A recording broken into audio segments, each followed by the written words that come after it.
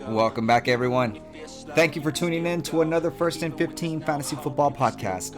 This is where you're going to find injury news and strategies for your 2022 fantasy football season. We're going to be diving into current injury news and previous injuries to help you with your draft strategies again for your 2022 fantasy football season. Last time we got into the Houston Texans. Now we're going to be covering the AFC South, Jacksonville Jaguars. Thank you for joining us. We're going to hopefully give you some more insight into the AFC South. We're going to continue down the lines of looking into their injury outlook and to seeing if any of these injuries are going to be plaguing them into this next coming season.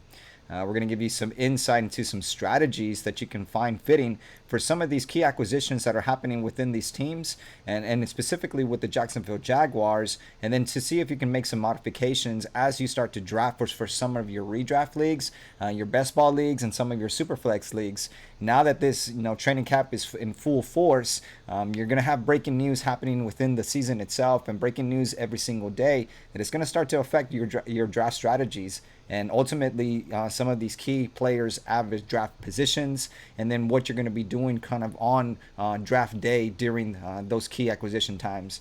And so, the team that we're going to actually get into now is the Jacksonville Jaguars. The Jacksonville Jaguars ultimately, had a rough season last year, only winning 4 games. And so the Jacksonville Jaguars are going to be headed up by first-time head coach for the Jaguars, Doug Peterson. As you'll recall, Doug Peterson, was with the Philadelphia Eagles, did lead them to a Super Bowl, and therefore, has a lot of veteran experience and has a lot of culture development within the team itself to see if they can actually bring a more fitting culture to the Jacksonville Jaguars, a more winning culture, and then ultimately you're going to see some of these results happening on the field themselves. Ultimately, if the players can be in a better culture and a better fitting offensive scheme, then you're ultimately going to see that results are going to happen on the field themselves.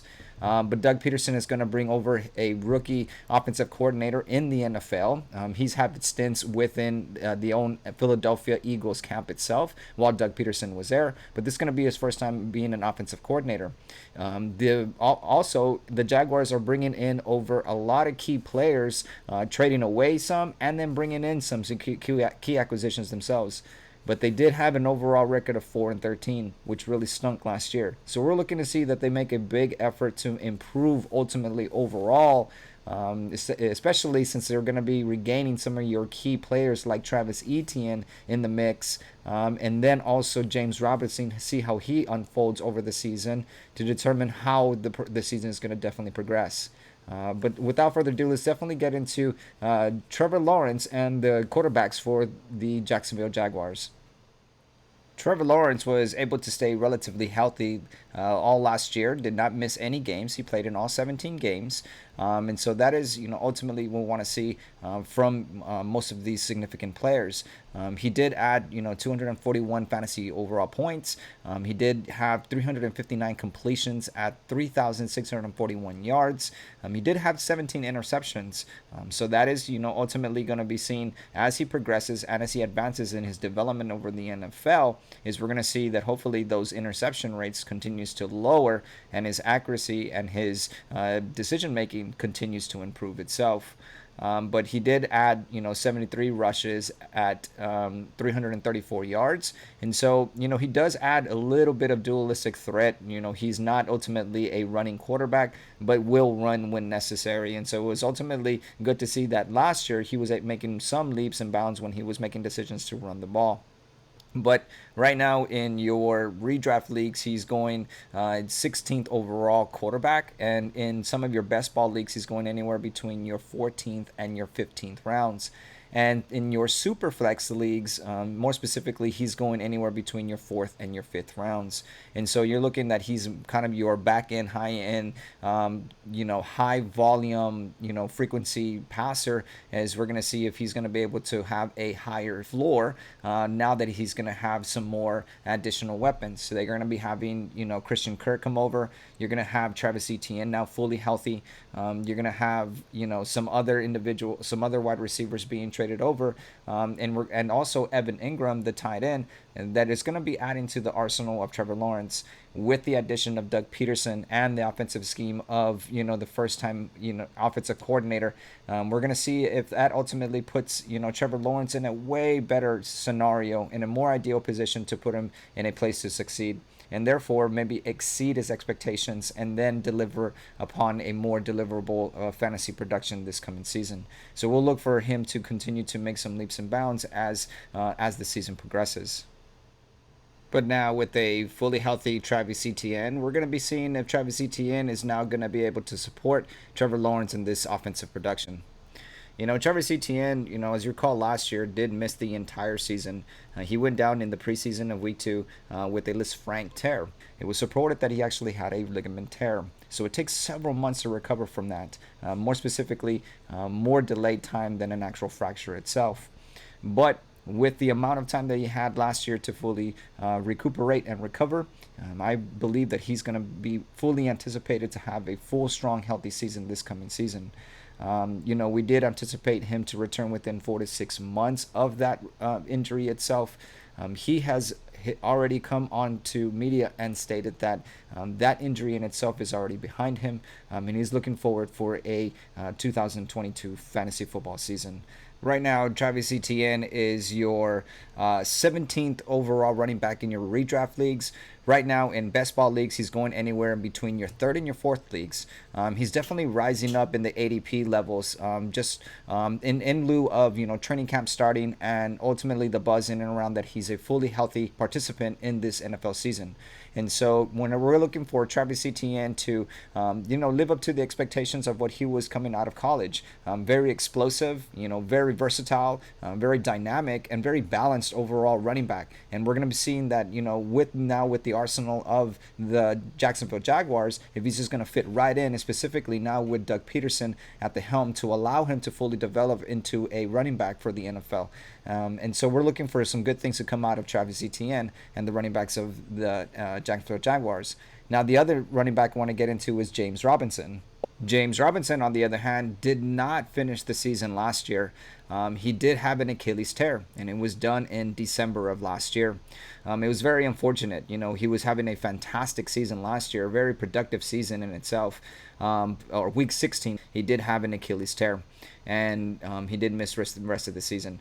And so, when you do have an Achilles tear in itself, that Achilles tear is going to take time. It's going to take time for it to ligamentize, and then it's also going to take time for the calf and everything else surrounding that to become fully restituted, developed, and then creating power and strength and speed, specifically in the NFL. And so it's going to take several months, and we anticipate that to become anywhere between 4 to 6 months. That can take anywhere to between 6 to 8 months if it's more complex.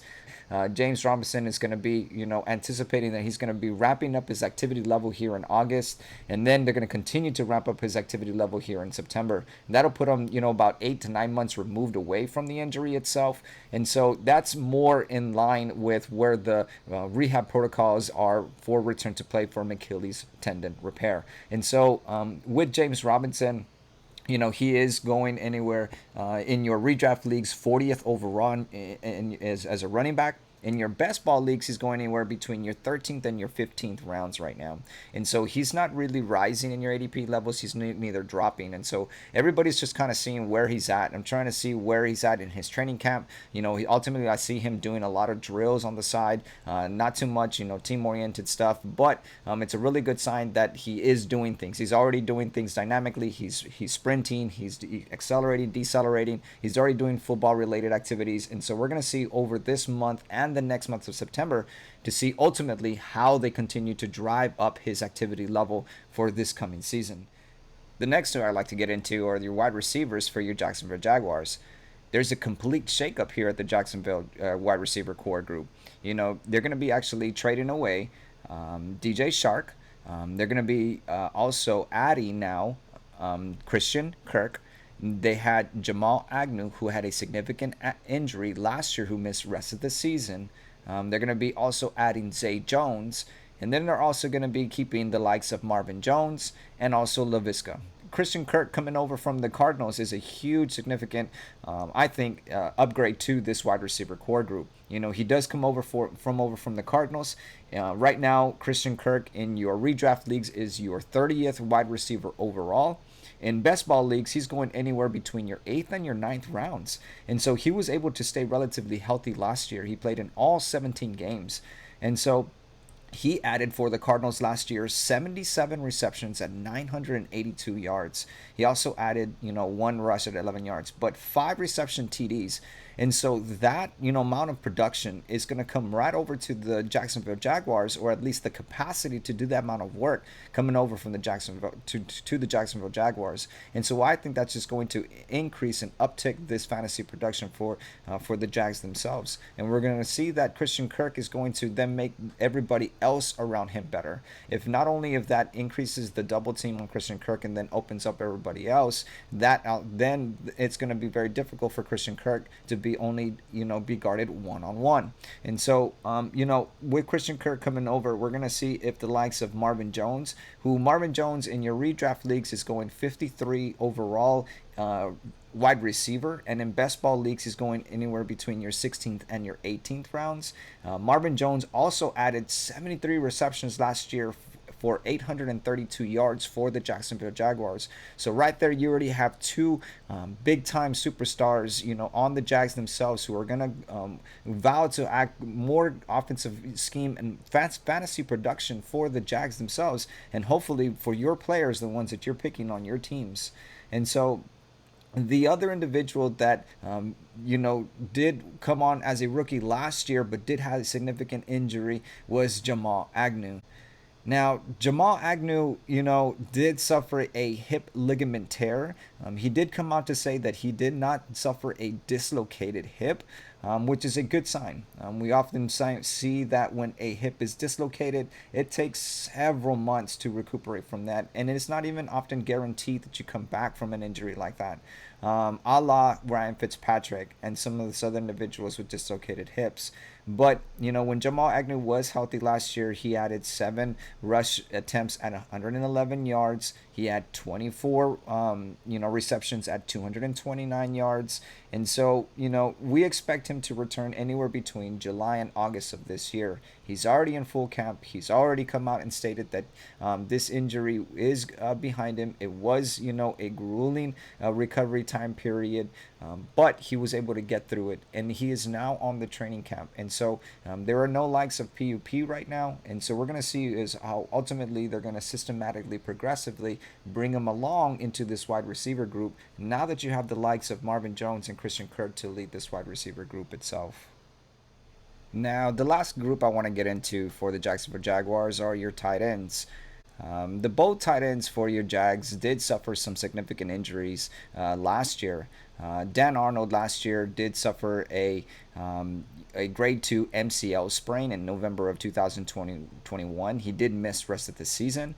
And then also James also had an ACL tear that it did happen within the season itself, and then also had a previous ACL tear in 2019. And so we're looking to see that, with the likes of Evan Engram now coming on to play, that Evan Engram is going to be taking the reins for this tight end group. Evan Engram right now is going in your redraft leagues 20th overall as your tight end. In your best ball leagues, he's going anywhere between your 11th and your 15th rounds.